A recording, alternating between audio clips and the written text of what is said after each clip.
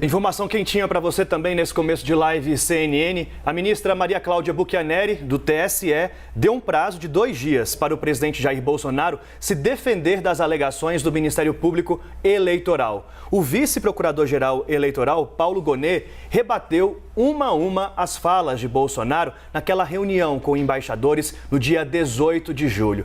E trago o bastidor para você nesse comecinho de live. Essa não é a primeira representação do TSE contra Bolsonaro por causa dessa reunião com embaixadores e o ataque às urnas. Partidos políticos também já tinham acionado a Justiça Eleitoral. Agora, qual a avaliação? Que esses pedidos ganharam mais força com a representação do Ministério Público Eleitoral, que eu trouxe aqui em primeira mão ontem no 360, à tarde, da Daniela Lima para você.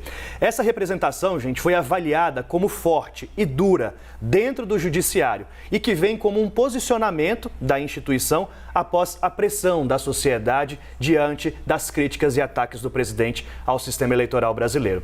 Eu apurei o seguinte: o presidente Jair Bolsonaro deve ser intimado ainda hoje para se defender nesse caso. E aí sim começam a contar os 2 dias. Depois disso, a ideia é que todas essas representações, tanto a do Ministério Público Eleitoral, que pede multa ao presidente Jair Bolsonaro, e a exclusão dos vídeos da reunião com embaixadores, além das representações de partidos políticos contra as falas do presidente nessa reunião, sejam analisadas em conjunto e decididas de uma só vez pela ministra Maria Cláudia Buchianneri. E essa decisão deve sair já na semana que vem.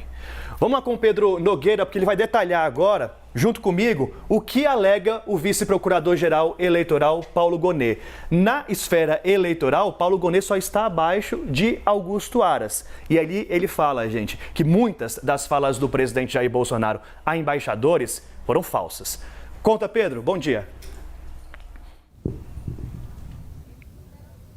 Bom dia, Daniel, Marcela, bom dia a todos que nos acompanham aqui no Live CNN. Essa foi, de fato, uma representação bastante dura do vice-procurador-geral eleitoral, Paulo Gonet. Ele trouxe algumas afirmações, eu coletei aqui alguns detalhes para a gente repercutir juntos. Ele falou, por exemplo, que a liberdade de expressão não é um direito absoluto e que o limite da liberdade de expressão é justamente a verdade. Ele afirmou ainda que as opiniões infundadas que foram divulgadas pelo presidente ameaçam a democracia e a escolha do eleitor. Outro ponto também bastante forte que a gente trouxe aqui para repercutir com vocês é que o vice-procurador-geral afirmou que as falas do presidente se voltam para os próprios apoiadores deles, para que eles coloquem em dúvida uma eventual derrota do presidente Jair Bolsonaro nas urnas, se isso vier a acontecer, culpando então aí as urnas eletrônicas. Esse pedido do vice-procurador-geral eleitoral solicita então a retirada do vídeo das plataformas e também a aplicação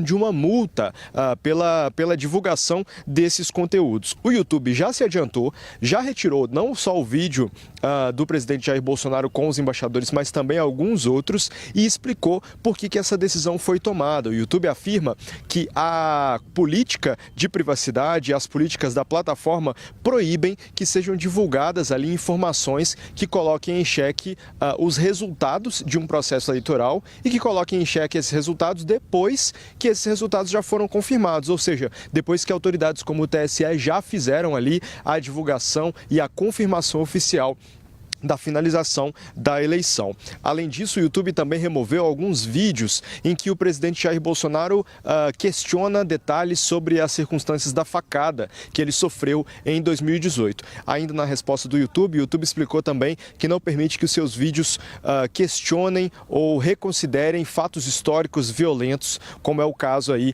da facada, do atentado ao presidente Jair Bolsonaro, na época candidato às eleições de 2018. A gente consultou o Palácio do Planalto sobre essa manifestação do Ministério Público Eleitoral, mas o Palácio ainda não respondeu à reportagem da CNN Brasil.